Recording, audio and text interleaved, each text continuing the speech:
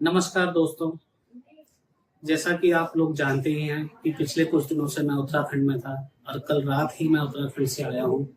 और वहाँ की कुछ बातों ने मुझे इतना बेचैन कर दिया है, झंझोड़ दिया है कि जिन्होंने मुझे रात भर नहीं सोने दिया। दोस्तों के मैसेज, मित्रों के व्हाट्सएप में चर्चा का माहौल गर्म है। अब वह बात यह है कि मैंने सुना क्या है, स्वयं देखा भी है कि हमारे उत्तराखंड की जमीनों का मोल आजकल मोल भाव हो रहा है।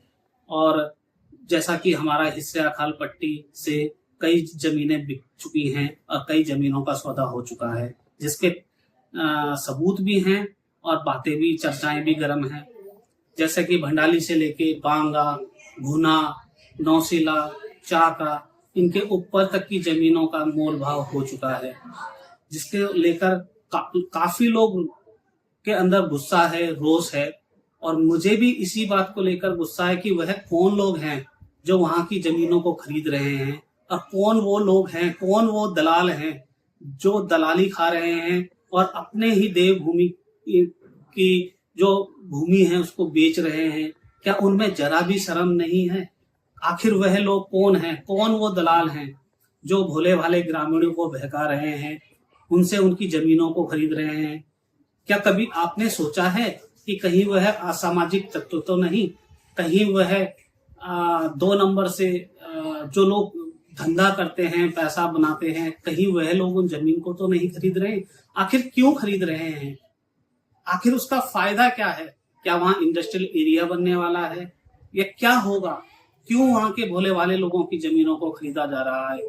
जैसा कि आप ऊपर वीडियो में देख रहे होंगे, ये नौशला गुना बांगा के ऊपर की वीडियो है और यहाँ पर ये जमीनें का सौदा हो चुका है, कई को बयाना भी मिल चुका है, चर्चाएं यही हैं। और कई लोग इस बाबत मुझ पे मिले, मेरे से बात भी की उन्होंने, और उन्होंने मुझसे उम्मीद भी जाहिर की है कि आप इस पे कुछ करिए। और जैसा कि ये बात तथ्य और सबूत भी हैं। अब ये देखिए, कठूड़ गांव का ये बोर्ड आप जो देख रहे हैं ना, ये बोर्ड वहां के ग्रामीणों ने लगाया हुआ है कि यहाँ की कोई भी अगर जमीन खरीदता है, बेचता है, तो उस पर उचित कार्रवाई होगी, दंडवत कार्रवाई होगी। क्या शासन प्रशासन से भी मैं कहना चाहता हूँ, क्या वो एक गहरी नींद में सोया हुआ है? आखिर क्यों ऐसा क्यों है? शासन प्रशासन क्यों सोया हुआ है? क्या वहां के मंत्री, विधायक से लेकर नेतागण, पक्ष विपक्ष, क्या सभी बिक चुके हैं? क्या उनके कानों में जरा भी भनक नहीं है कि यहाँ के जमीनों को कौन खरीद रहा है, कौन बेच रहा है? क्या पत्रकार भी हमारे उत्तराखंड के सो चुके हैं, सो गए हैं, गहरी नींद में हैं? क्या वह इस पर कार्रवाई नहीं कर सकते? क्या रिपोर्टिंग नहीं कर सकते हैं?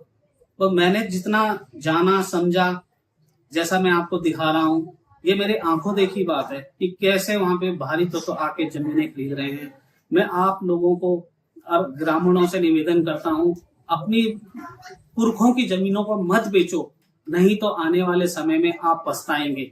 और मैं उन सामाजिक संगठनों को जो इसका विरोध कर रहे हैं, उनके साथ खड़ा हूँ और हमेशा खड़ा रहूंगा। इसका एक बहुत बड़ा इसको आंदोलन बनाया जाएगा। इन बाहरी तत्वों को जो भी जमीन खरीद रहे हैं, इन्हें भगाया जाएगा उत्तराखंड से। हम अपनी भूमि को नहीं बिकने देंगे। मैं आपसे यही कहना चाहता हूँ। और उसका एक छोटा सा मैं उदाहरण देता हूँ कि भंडाली तोप में बनी बिंदेश्वरी शराब फैक्ट्री इसका एक जीता जागता उदाहरण है कि किस तरह से वह धोखे से जमीन खरीद कर वहां शराब की फैक्ट्री बनाई गई।